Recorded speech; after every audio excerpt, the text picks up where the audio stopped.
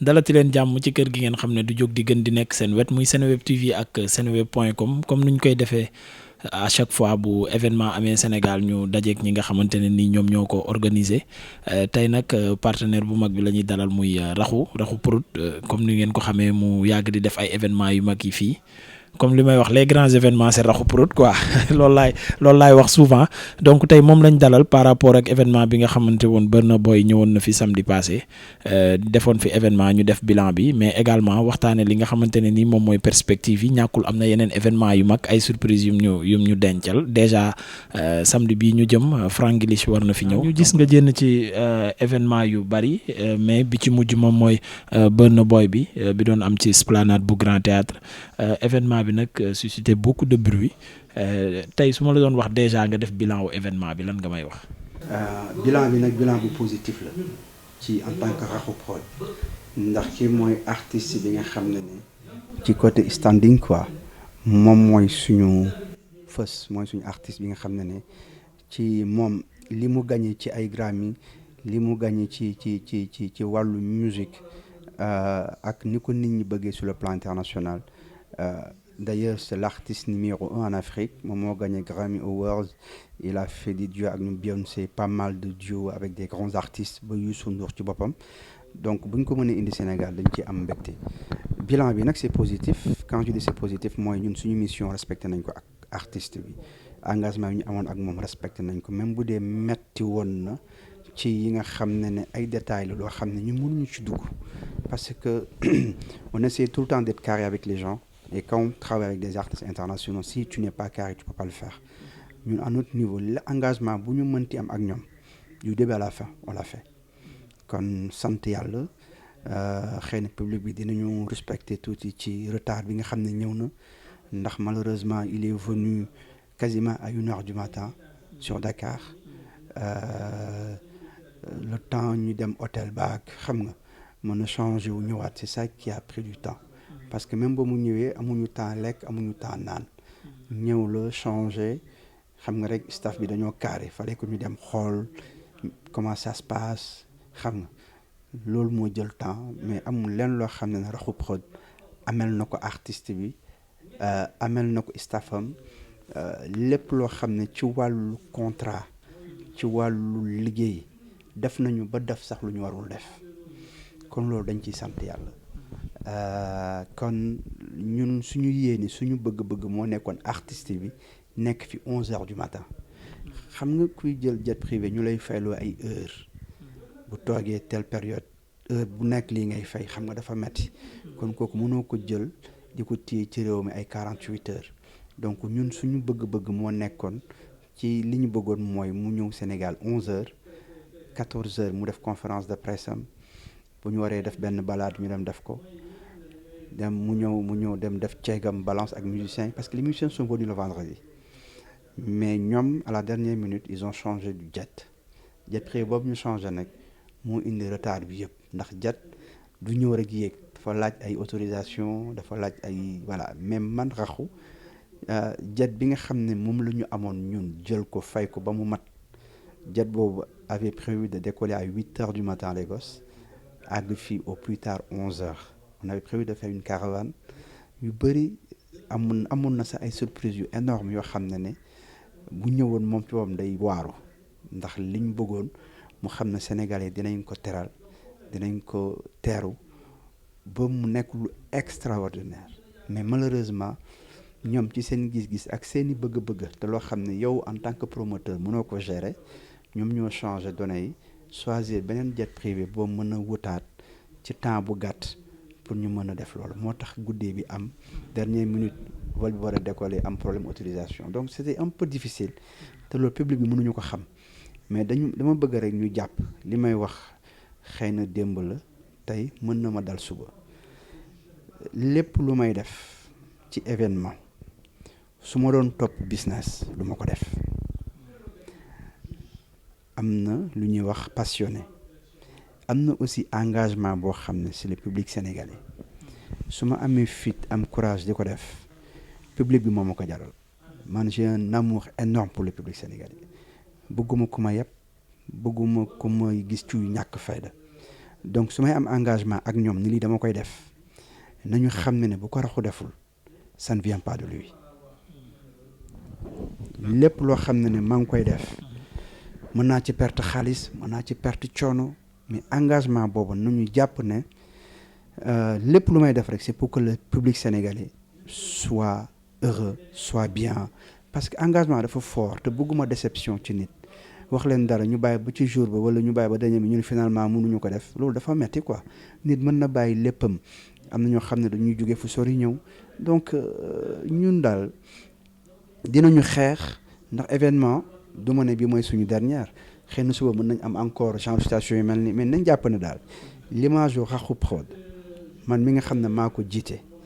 ci lépp lu may dugg dinaa ci dem ba mu jeex te nañu jàpp ne jaral nañ ma def sax lu ma mënta def te dal na ma ci événement bi loo xam ne man def naa ko ba mu mat am yeneen imprévu yu ci am te lu bokkul ci samay engagement je l'ai fait pour que ma mën a tenir sama engagement mooy moom mu ñëw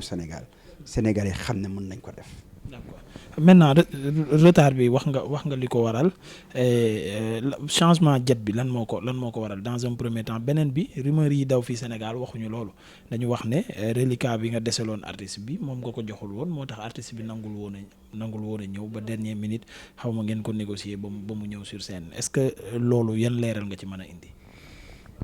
xam nga man dama nekk nit boo xam ne mosuma bëgg di wax waxu xaalis parce que dama respecté ñu ñuy seetaan te yàlla dafa def malheureusement sax laay wax artistes yooyu du ñu génn seen réew te fayoo leen am naa affinité ak ñoom dajju mais même buñ ma ko imposé wul sax man dama koy def damay régler lépp balaa gars yi di ñëw ndax yu mel nii laay bañ te Burna Boy cachet mat na ba ma def lu ma warta def. comme lan par exemple. non xam nga am na yenn yoo xam ne mënuñu ci dugg mais am na sénégalais boo xam ne fii la nekk bu seetaanee lii dina xam ne li may wax dëgg la parce que moom xam na li may wax ndax moom ci boppam waroon na def Burna en 2019 lu ma yëgul woon ba ma defee sama publicité mu yëg ko mu daal di may solliciter ne ma dafa am problème parce que Burna dafa amoon ak ñoom contrat Covid bi tax loolu yàqu mu bëgg a reprendre xaalisam mënta nekk mu bëgg a tëgg mënta nekk man mi nga xam ne sénégalais laa mu wax ma ko loolu touché ma lool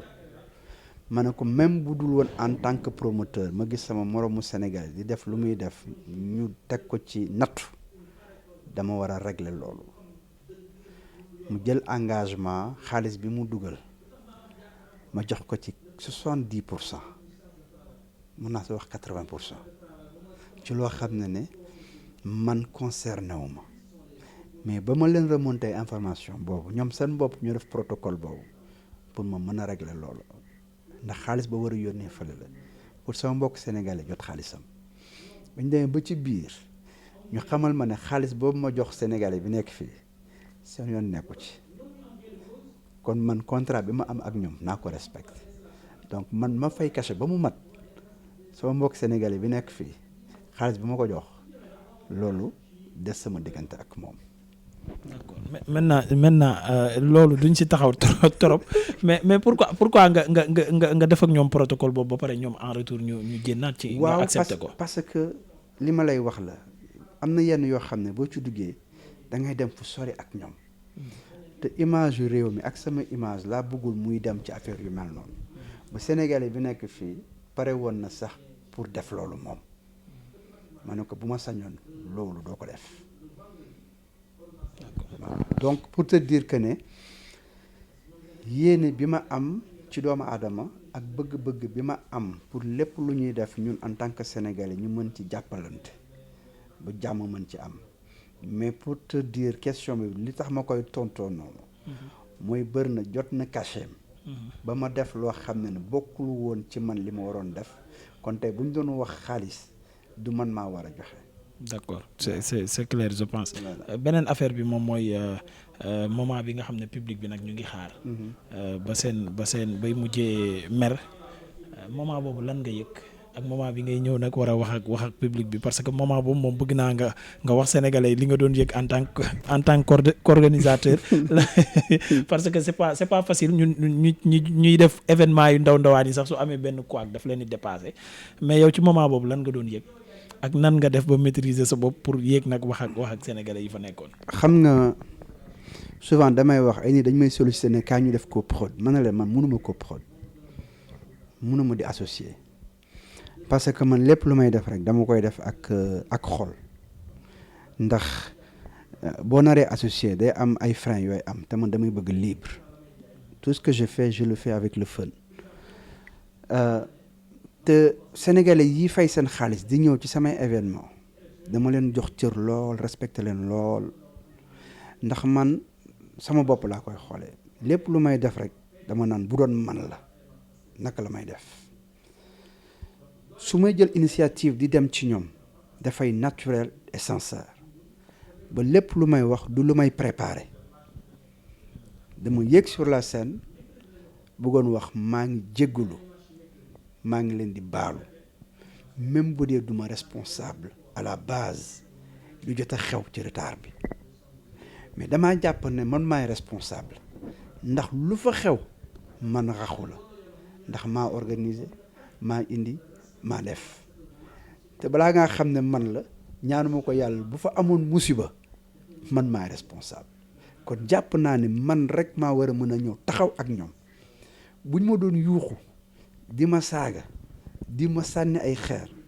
di ma wax lu ñu bëgg damay nangu ne man maa leen tooñ moo tax li ma mënoon def rek mooy ñëw na leen maa ngi jéggalu maa ngi leen di baalu metti na guddee nañu defuñu ko niñ ko waxee woon bëggee wuñ ko woon nii mais dañu war a jàpp ne du lu ñu bëggoon du suñu coobare ndax tàmmuñu di def loolu ñun artistes yu ñuy indi yëpp ils montent au plus tard 23 heures sur la scène à 2 heures du matin tout est fini mais bii cas exceptionnel boo xam ne artistes bi presque 1 heure mu ngi aéroport pour ñëw Sénégal pour ñëw Dakar xam nga dafa doy waar minuit mu ngi ci vol bi di ñëw ci loo xam ne ni yow dalaa dépassé mais kon dañu war a man boog damay sant yàlla mais li ma mën a wax rek encore une fois damay jéggalu public sénégalais bi ndax tey bu ñu amee fit di indi artistes yu mel nii ñoom ñoo ñu may fit boobu te dama yàgg di wax leen man sama sponsor officiel c'est le public sénégalais ndax bu du woon ñoom concert du am sponsor lu mu la jox xaalis gisul nit boo liggéey du la faale kon ñoom lay gërëm bu baax a baax a baax encore une fois di réitérer encore sama jéggalu ci ñoom ñu xam na ne man mi toog fii di wax du ma mës a wax nit lu koy neex du ma mës a jay nit du ma mës a fen ndax xaw ma ko yarewuñ ma loolu ndax man dama am fierté du ma toog di wax mukk doomu aadama du dëgg ci man metti na ñu bëri bëggoon nañ ñëw malheureusement ñëwuñu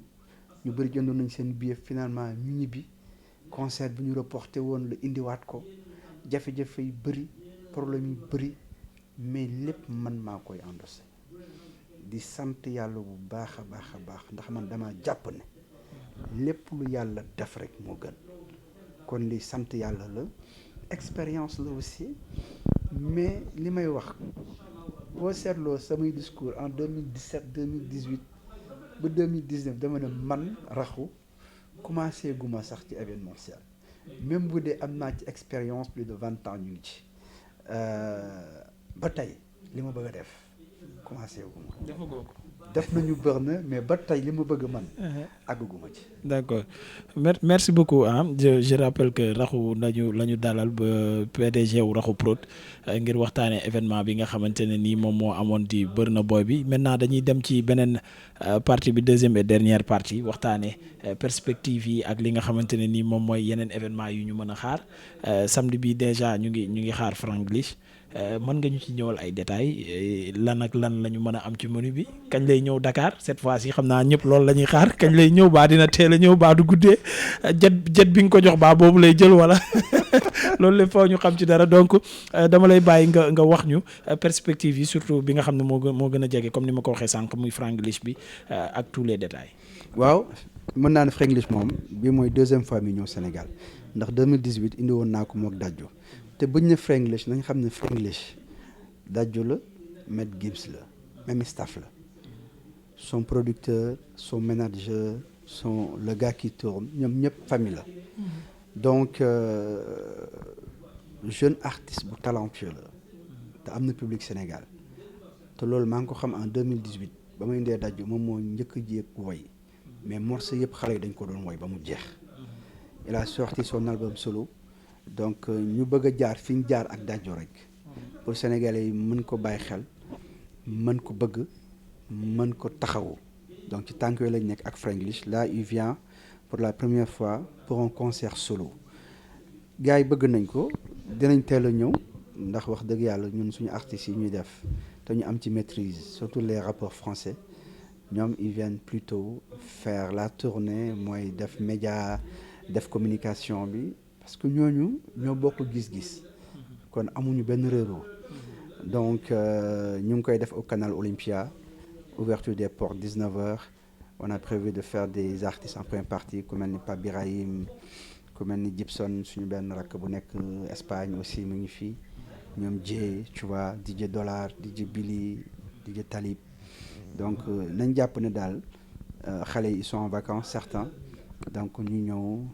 ñoom amuñu woon temps fêter la Coupe d'Afrique mais bii moom xale dinañ am temps fêter franglish il a prévu de faire show bu extraordinaire gën ci remercier public sénégalais bi